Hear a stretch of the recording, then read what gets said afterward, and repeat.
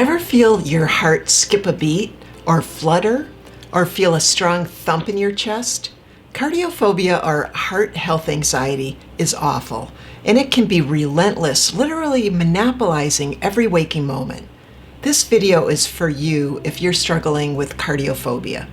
Learn how James recovered after being locked down by his cardiophobia and panic symptoms, and learn the 5 essential components of treatment I recommend for recovery. Welcome back to session. I'm Paige Pradko, a practicing anxiety and OCD specialist. And one of the most distressing concerns I hear from my clients with health anxiety and panic disorder includes their cardiac sensations and the accompanying fear of something being very wrong with their heart. In fact, even after having full cardiac workups and being told that they're healthy, the fear is so overwhelming it continues to consume their lives. Now, cardiophobia is a specific phobia characterized by an excessive fear of heart-related issues or sensations. People with cardiophobia often experience heightened anxiety, with or without any medical-related conditions. Now, in James's case, every heartbeat became a source of worry. He had a history of PVCs and a racing heart when he was anxious, and his ectopic heartbeats seemed to be increasing in frequency. Yet, after all repeated testing, all of his results were normal, and his cardiologist suggested getting help for his anxiety. This didn't sit well with James, because what he felt was not imagined, and he even felt like his physicians were brushing him off as, a mental patient, and he had a hard time trusting them. The discomfort and fear James felt as a result of his cardiac sensations grew into an avoidance of doing, anything that might increase his heart rate or going any place where he feared not having access to immediate medical help. James began to avoid stairs, avoid leaving his home, and he was on his way to becoming full-blown agoraphobic. Now, you might be surprised when you learn what helped James turn things around really rather quickly in his life. Before I get into my 5 treatment recommendations, if you are affected by this, I want you to know that I understand how debilitating and frustrating this is. I found myself in the ER when I was only 22 years old because my heart was palpitating so hard and irregularly that I thought it was going to literally jump out of my chest. So I understand the fear. And for the past 20 years, I've worked as a specialist with people with heart health anxiety and cardiophobia. And this is a difficult condition. And it's not just in your head or imagined. However, the arrhythmias and the palpitations you feel are likely neurologically linked or connected to your anxiety and your stress response.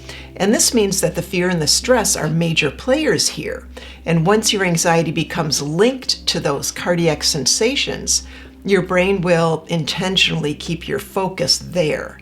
And you might wonder how you develop cardiophobia or heart-related health anxiety.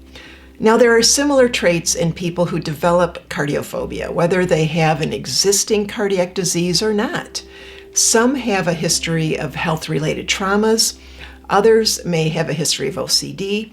And just like people with health anxiety and panic disorder, they tend to score high on a trait called anxiety sensitivity and do certain behaviors that reinforce their fear. Now, anxiety sensitivity is the heightened fear of anxiety-related sensations, often leading to increased perception and belief that these sensations are harmful or dangerous. Now, imagine this sensitivity in the context of cardiophobia. It's like living on the edge of a cliff, anticipating the worst with every heartbeat. Why is anxiety sensitivity important?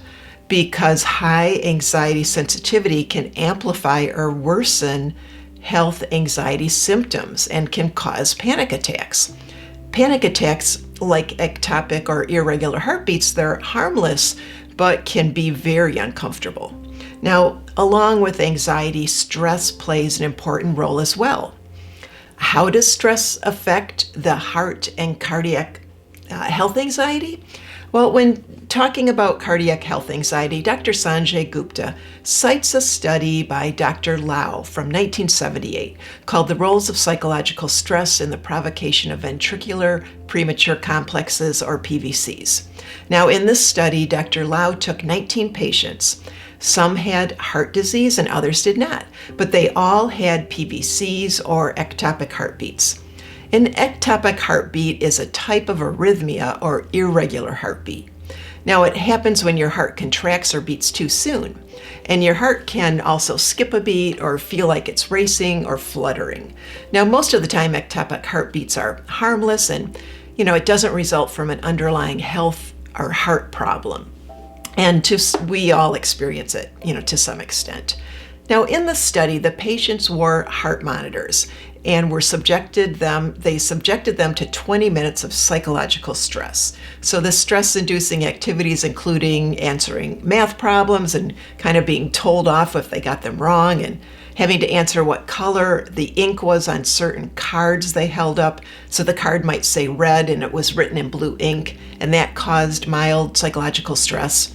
And then they were asked kind of emotionally charged questions about their childhood, relationships, things like that.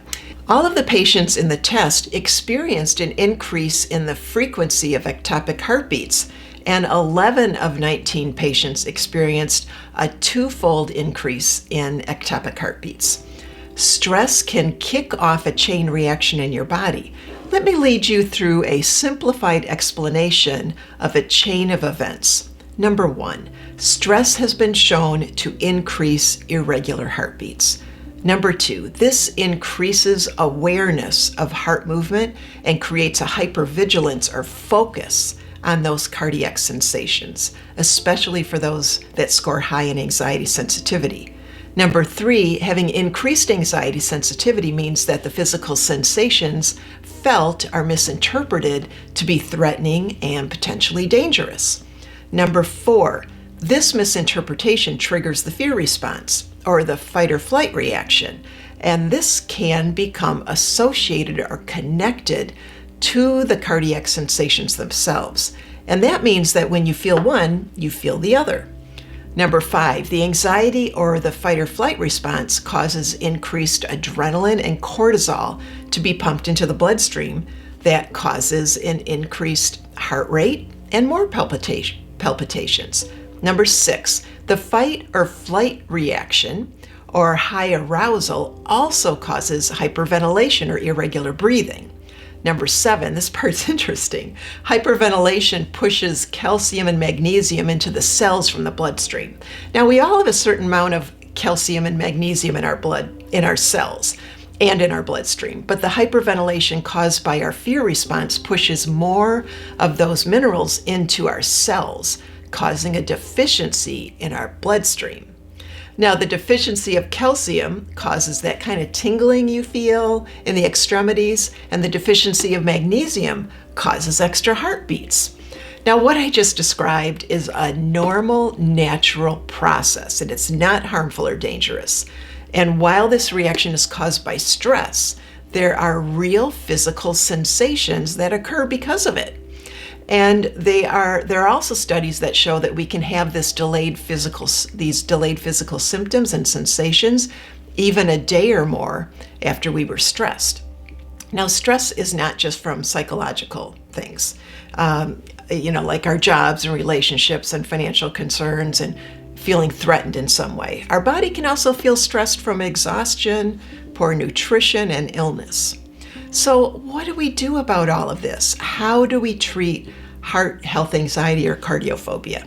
Now, my recommendations include the 5 following steps. Number 1, I recommend having a medical and cardiac evaluation to rule out any medical concerns. Number 2, participate in daily stress management practices. I recommend stress management practices like breathing exercises, meditation, yoga, walks, and exercise to be practiced as part of a routine plan versus planned as a direct response to an episode of high anxiety or panic. I'll include a link below to a video on 8 researched and recommended ways to lower your stress and cortisol levels.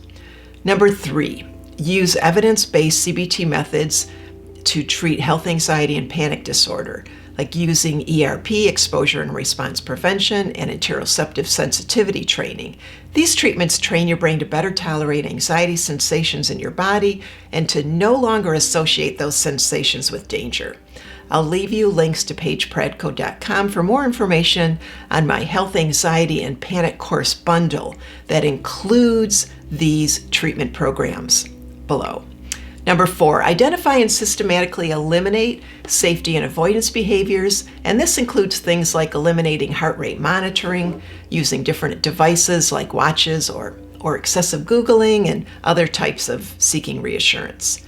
Now, there are actually hundreds of things that people do to feel safe without realizing that those actions in the long run are only reinforcing their health anxiety and panic. Number 5, learn how to change the way you cope with anxiety and fear. Learn strategies to welcome and allow cardiac and anxiety sensations in the body without resistance or avoidance. Remember James? His cardiologist recommended that he enroll in my health anxiety and panic course bundle. It's a comprehensive guided program designed to help you navigate through these evidence-based strategies, providing support and insights to recover and reclaim your peace of mind. Now, according to James, what turned things around so quickly for him was facing his cardiophobia by intentionally increasing his heart rate through interoceptive reconditioning and by stopping all of his self-monitoring. Something in him decided that he was sick of living his life in fear, and he wanted to do whatever he had to do to get better.